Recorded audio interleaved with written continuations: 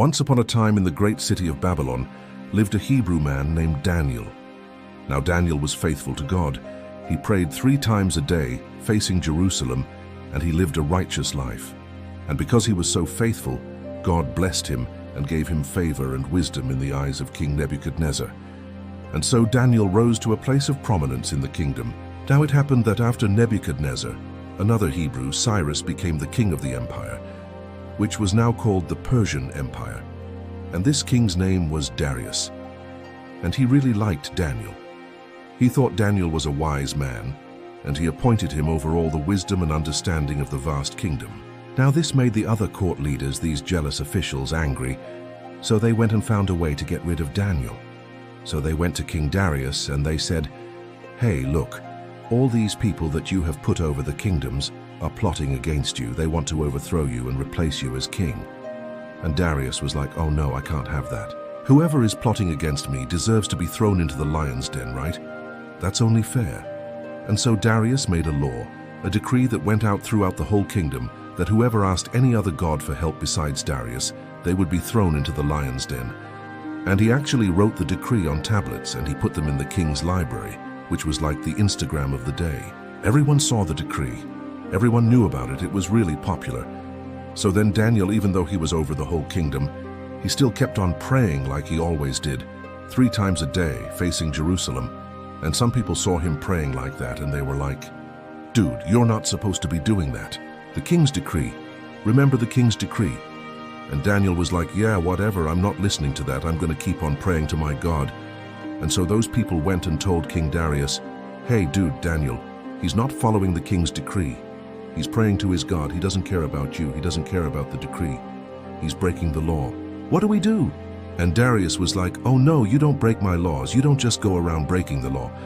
I don't care if you're over the whole kingdom. I don't care if you're my best friend. If you break the law, you gotta go."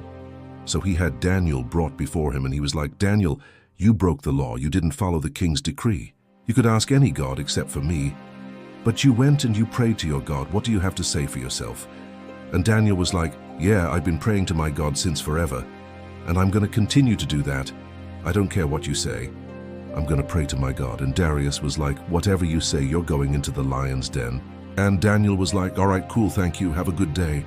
And Daniel went to his house, he told his friends to come over, and they all prayed together, and they sang praises to their God. Then they had a big feast, and Daniel slept in the lion's den.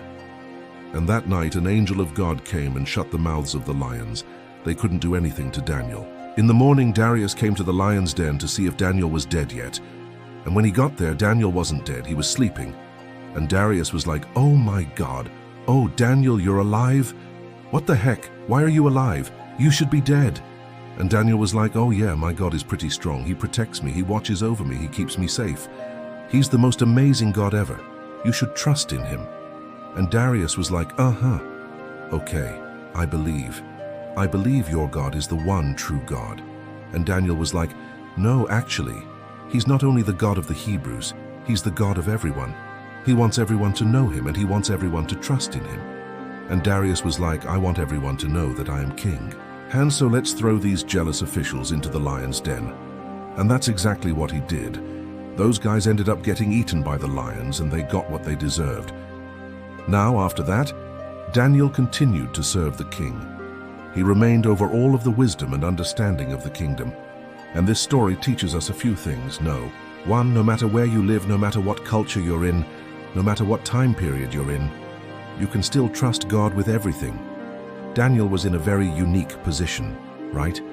He was over the whole kingdom. He had a lot of responsibility, but even in that, he still prioritized God.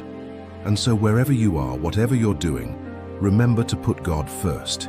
And secondly, don't be like those jealous officials who hate on Daniel for being successful. Instead, let's learn from Daniel, someone who was faithful to God and also successful in his life.